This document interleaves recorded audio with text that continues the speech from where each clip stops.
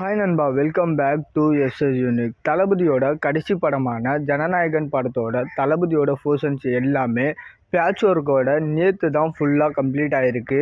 இந்த ஒரு பேட்ச் ஒர்க்கை ஷூட் பண்ணி முடிச்சுட்டு தளபதி நேற்று மொத்த டீமோடையும் நின்று ஃபோட்டோ எடுத்திருக்காராம். அண்ட் ஃப்யூச்சரில் தளபதி திரும்பவும் படம் நடிக்க வருவாரா இல்லையான்றதுலாம் நமக்கு தெரியல.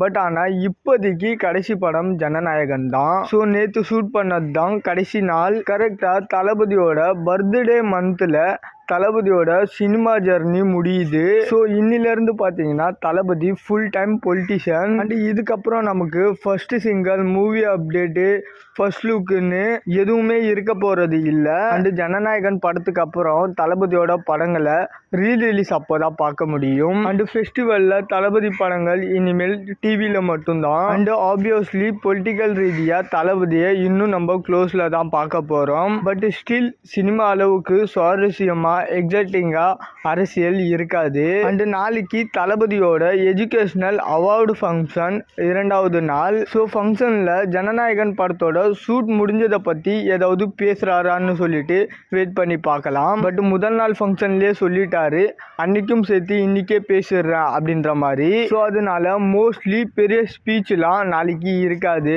பட் அவார்டு கொடுக்கறதுக்கு முன்னாடி சின்னதாக ஒரு அட்ரஸ் பண்ணுறதுக்கு வாய்ப்பு இருக்குது. ஓகே நண்பா, 33 வருஷம் தளபதியோட சினிமா கெரியர் நேத்தோட பார்த்தீங்கன்னா முடிஞ்சிருச்சு. அண்ட் பாலிடிக்ஸ்னு டிசைட் பண்ணியாச்சு. ஸோ இனிமேல் தளபதியோட ஃபுல் பொட்டன்ஷியலையும் பாலிடிக்ஸ்லையும் பார்க்கலாம்னு நினைக்கிறேன். ஏன்னா இன்னமும் சோசியல் மீடியாஸ் கட்சி அறிக்கை விடுற கட்சின்னு ஒரு டாக்ஸ் இருக்கு. ஸோ ஃபுல் டைமாக களத்தில் இறங்க வேண்டிய சூழல். என்னெல்லாம் தளபதி பிளான் வச்சிருக்காரு, என்னெல்லாம் தளபதி பண்ண போறாருன்னு சொல்லிட்டு வெயிட் பண்ணி பார்க்கலாம். அண்ட் இந்த மாதிரி தளபதி பற்றின அப்டேட் தெரிஞ்சுக்க மறக்காம எஸ்எஸ் யூனிக் சேனலை சப்ஸ்கிரைப் பண்ணி சப்போர்ட் பண்ணுங்க. இதோட வீடியோ முடிச்சுக்கிறேன். ஓகே, பாய்.